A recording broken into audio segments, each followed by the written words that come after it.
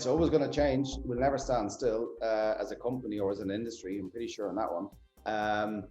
And we constantly look at what we can do differently, what we can do better, how we can add to our offering.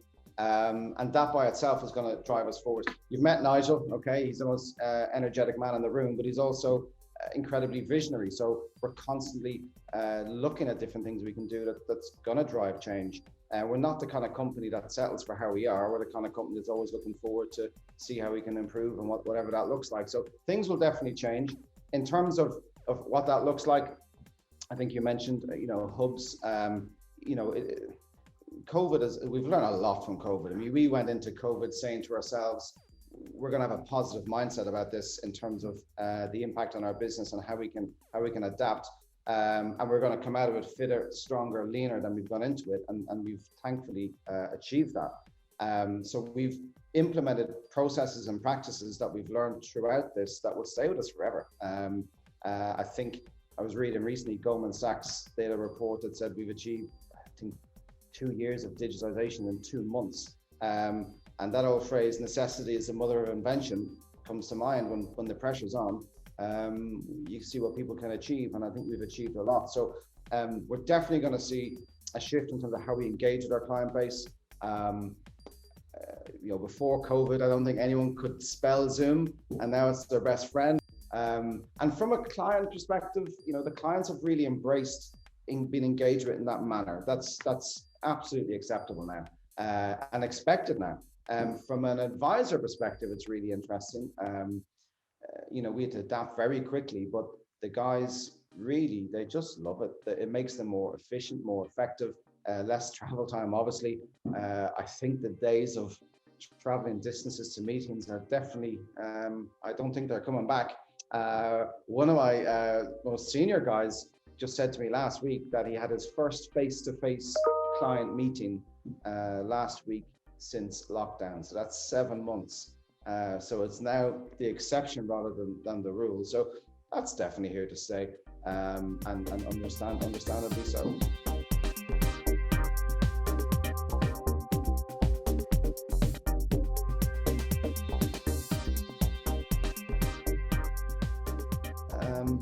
I remember at the time getting all the guys together here and saying, right, we're moving to work from home. And it was quite surreal. I don't know about you, but I've never done a pandemic before. And, even audience of people looking at you, not really knowing what this means, not really knowing, will they ever be back in an office? What's coming here? What's happening? And I remember saying to Nigel at the time that there's no chapter in the leadership manual on pandemics. You can't go to chapter 5 and go, right, there's a plague, what's paragraph 1 say? So it was a learning curve for everyone. And for me, I suppose I'm the kind of person who prefers a challenge. I'm probably better when the going's tough than when everything's plain sailing. So for me, and as a senior management team, again, led by Nigel, it was very much the mindset of, right, let's embrace the opportunity rather than fear the burden. And I remember first day working from home. I'd never worked from home in my life, okay? Something I'd never done. And I got out of bed, same time as ever, up early, put my shirt and tie and suit on. My wife's looking at me going, what are you doing? I said, I'm going to work. And she said, but you're working downstairs. I said, yeah, I know. Why are you wearing your suit? And for me, it was just, I suppose, I wanted to try and keep things as normal as possible, if that made sense. And I know it's not the sexiest word in the world, but discipline, you think about it, there's very few people in the world, in business, in industry, in sport, who are successful unless they've got discipline, okay?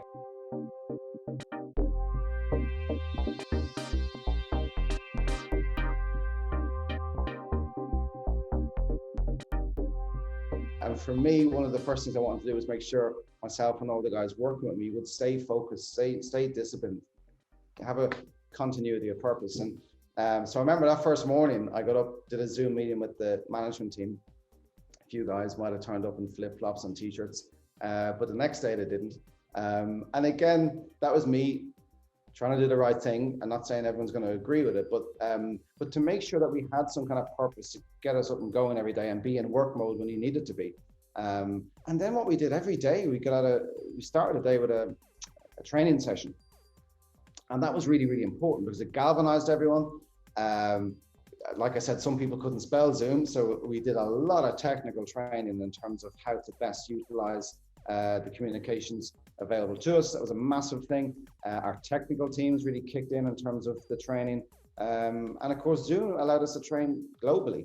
But was also a great byproduct of it was it gave guys working with us a chance to shine, new people a chance to step up and deliver. And that was superb.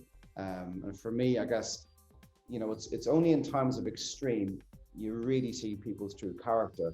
And for us, what I'm really, really proud of is, as a group, from IT to be able to turn a switch and get everyone working remotely, our administrators, our business developers, our consultants, the management team, the way everyone pulled together and delivered was just absolutely incredible. So really proud of that.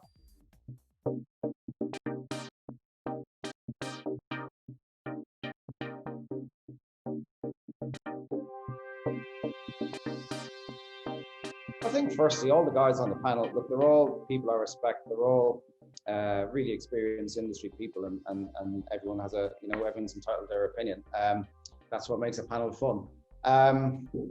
My view on BOD 49 is pretty simple in that it is what it is, and we are where we are. And I think I'm a very much a control the controllables kind of guy. So by that I mean, I tend not to expend energy on something I can't impact or control. And sadly, I can't control the regulator. I don't have that power.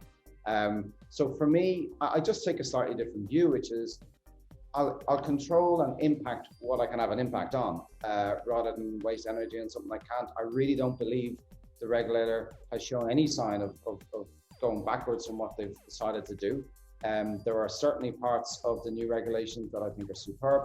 There are parts of the new regulations that I just do not agree with, but I can't impact it. So what I can do is control the controllable in terms of how I engage with the changes and how we as a company engage with it. And that's really been our mindset.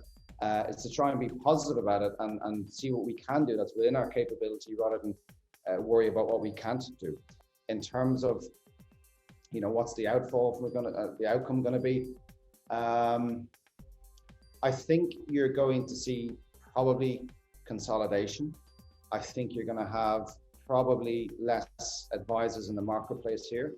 I think you would hope it'll go one of two ways if you think of how different people have viewed it. One view, which is the extreme view, is lower commissions, the 5-year indemnity, the harsher illustration rates will mean no one will actually be enthused to promote those types of products. That's one theory. The other theory is that this will give greater transparency to a client. Transparency equals confidence, and we need more confidence in the marketplace here. That's a good thing. It could give greater client outcomes. That's a good thing.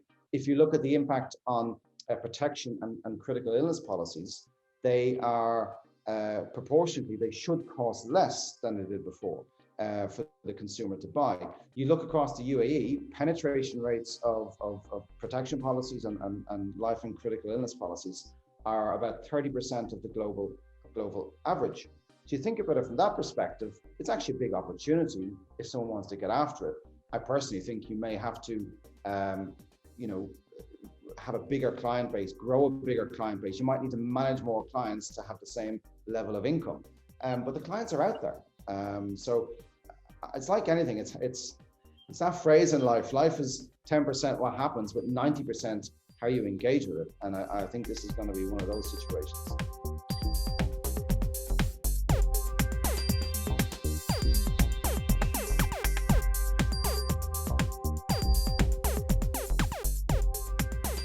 There's no doubt people have left. Different people have different numbers as to how many people that is. Again, look, our mindset is kind of driven to always being a positive one, and the way I view it is, if there's less people here, that will create more competition in the advisory space. That's what it should do, and that's a good thing. I mean, competition is fundamentally a good thing. It makes everyone sharpen their saw. It makes everyone, and ultimately a client should be the beneficiary of greater competition in terms of higher standards. So it's not necessarily a bad thing at all. there's also the supply and demand thing are part of it. I mean, a lot of things in life come down to supply and demand. If there are less potential clients, if that is true, maybe that's the reason there could be less advisors. So the equilibrium is reset then. That could happen. I just have a different view. I really think in the UAE, I've lived here for the last 7 years. I lived in Switzerland before there. I actually think there's a huge core body of prospective clients that we've never ever engaged with, and we're seeing it time and time again. There's a huge amount of wealth in the country, and there's a huge amount of people who need the advice that we provide. I'm my wife keeps telling me, she rarely compliments me. She's Irish, but she tells me that some people can take something complicated and make it simple. Whereas other people take something simple and complicated. I like to make things simple. And for me, all the people who move here, and it's quite a unique country we live in here, where so many people are not naturally from here. And pretty much everyone, and I love living here, but you know what? Everyone who lives here, they've also come here for an economic reason, for a financial reason. Okay, the sun, the sand, all that stuff is amazing, but there is a financial reason as well. And if that's 4 million people, 5 million people, 6 million people, they all got out of bed this morning. And many of them got out of bed and said, today I'm going to do something about my finances.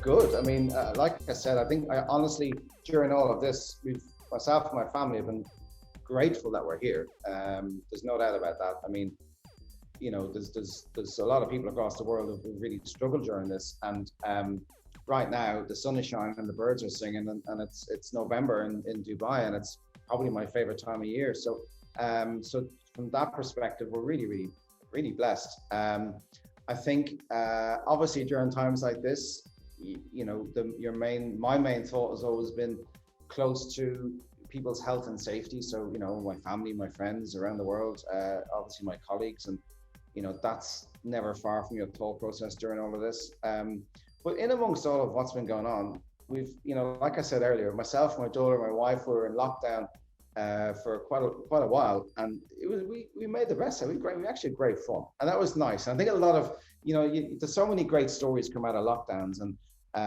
there's so many stories of people who just had quality time with their family that they don't normally do. And let's be honest, we're not put on the planet to endure life, we're put here to enjoy life. And so it was great fun. Like I said earlier though, maybe 4 weeks in, I'm not sure my wife was quite so happy to have me working from home.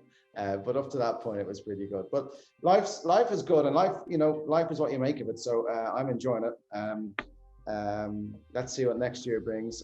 Hopefully it's, like I said, less dramatic.